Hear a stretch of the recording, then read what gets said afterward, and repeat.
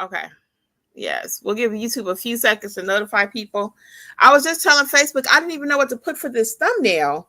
And as I was talking to Facebook, I was like, I got it. Because I had put ID and gender don't match. No, I had put gender and ID. What would you do? That didn't make a complete sentence. So now that I was talking on Facebook, I said, oh, I got it. Gender and ID don't match. What would you do? That's what it is. Gender and ID. Hey guys, welcome. Notary Life with Kimmi. Welcome. How is it going today? So we got a hot topic. The Anthony Brown Show is in the house. Welcome. We are going to talk about what do you do when the gender on the ID, because I went live the other day and this question, I was telling a story and this question came up and it sparked a lot of conversation. So I said, you know what? We got to talk about it. Let's just talk about it because it's going to be happening more and more. So what do you do when the gender, hey, Psalm 55, what's going on with you? What do you do when the gender of the person doesn't match the ID? So let's talk about it. We'll give another couple seconds for YouTube and then we'll hop into it. Okay. So while we're waiting on that, again, I just want to say hey to everybody. Let you know I do have a few spots coming up for my Notarize Like a Pro training next Friday night. That's where I teach you how to properly notarize documents. If you are still scared of the notarization process, do not know what to do, that class is going to be for you next Friday. I have 5 spots. I try to keep it small, 5 to 10, but right now I do have 5 vacancies. That's for next Friday. Hey, Nicole, I know it's lunchtime on a Friday. Miss T, perfectly imperfect.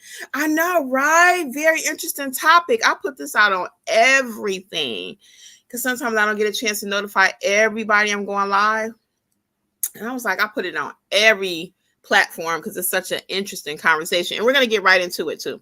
So let's start. So again, what do you do when the gender on the ID and the person in front of you presents differently? It doesn't match. So I want to tell you a short story first, and then we're going to get into the topic. And I want to know what you guys would do. What's your first initial reaction? Okay. So when I worked at the hospital, I worked at Children's Hospital here in Atlanta, and I had a little boy come in. Let's just say his name was John Smith. So John Smith come in, and mom tells me at registration, because I worked in registration, she says he prefers to be called Jane. And at the hospital, we put a note, whatever your preferred name is. They'll ask you that often. What's your preferred name? So my name may be Kimberly, but what is my preferred name? Is it Kimmi? Is it special K? What is it, right? And we'll write that in the chart. So I wrote that in the chart. So as a little child went through the hospital that day for their visit, everybody at first was kind of taken aback. They were like, so what's going on? We're talking maybe 7 years ago. The little kid was maybe like 5 or 6. So his parents had given him the right to choose what gender he was going to be, you know.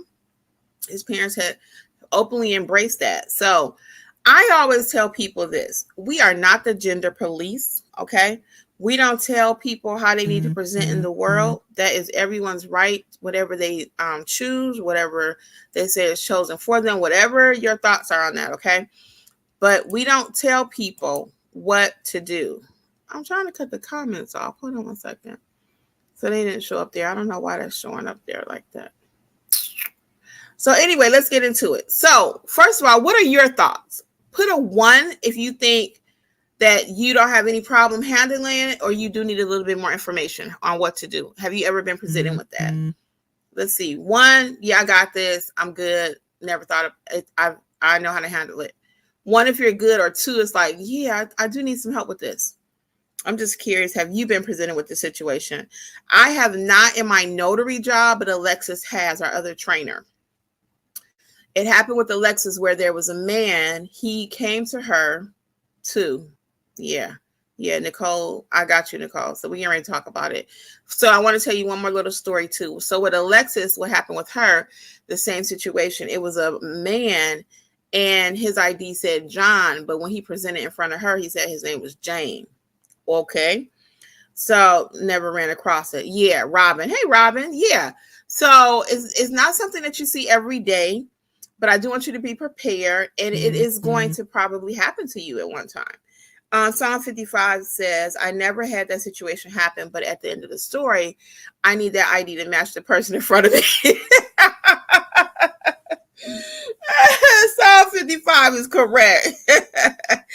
Miss T Perfectly Imperfect says, I came across it with my old job, and you don't want to be offensive, but to ID the person is tricky. Yes, that is so true. And you do not want to be offensive.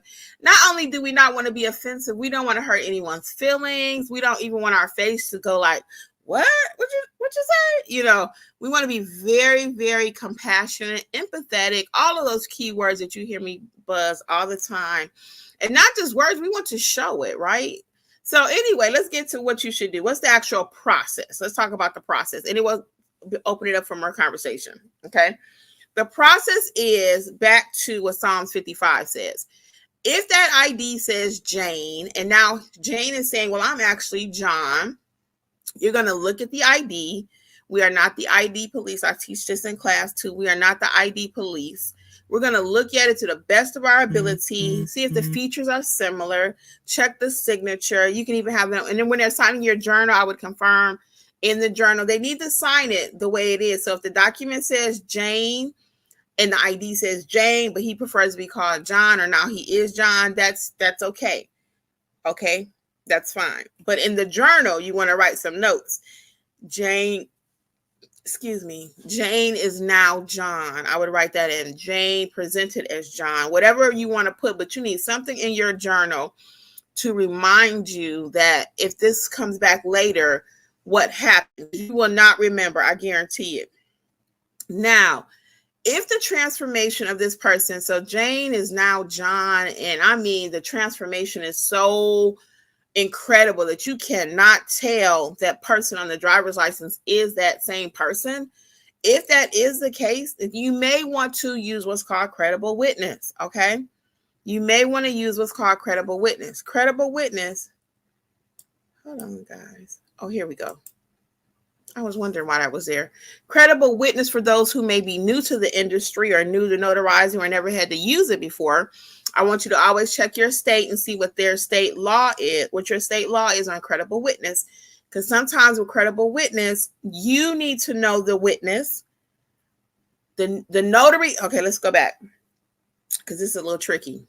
Sometimes with credible witness, you need two. Okay. Sometimes using a credible witness, the notary must know the client. The notary must know the witness also. So there's a common denominator there.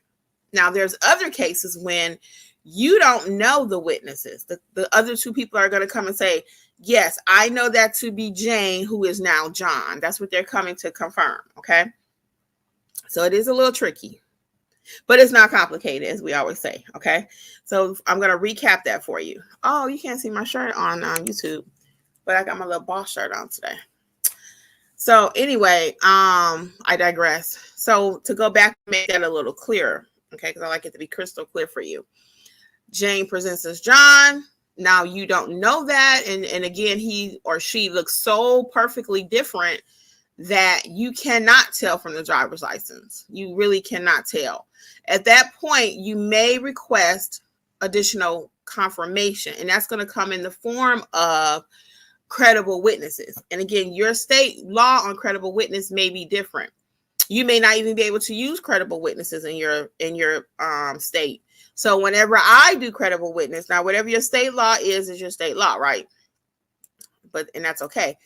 But what I'm going to do when I, as a notary that I am, Notary Like a Pro over here, what I'm going to do is I'm going to record both credible witnesses, their IDs in my journal also. I'm going to have them sign my journal that they were there, because if that ever comes into question again, don't forget, they're going to call you as a notary and say, who was the witnesses? Who were they? Who was there at the signing? Who was there? And it happens more often than you think. So that's why I'm big on having a journal, even if your state says you don't have to have one. Okay. Now, there are also credible witness forms.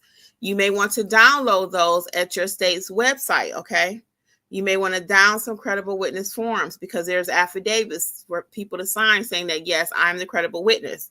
So it's a whole lot when it comes to notarizing, guys. It's not just marketing and it's all pretty and glamorous. No, you need to know what you're doing out there. If you do feel uncomfortable and you do not know some of these things, or even basic notarizations, again, you need to be in my Notarize Like a Pro live training, or either the self-paced. Now, my live training is coming up. We are running summer specials next Friday night, and we do cover ID. We go over whatever you want to talk about in class, actually, but check that out. I have 5 spaces left for next Friday night, and I think you should think about it.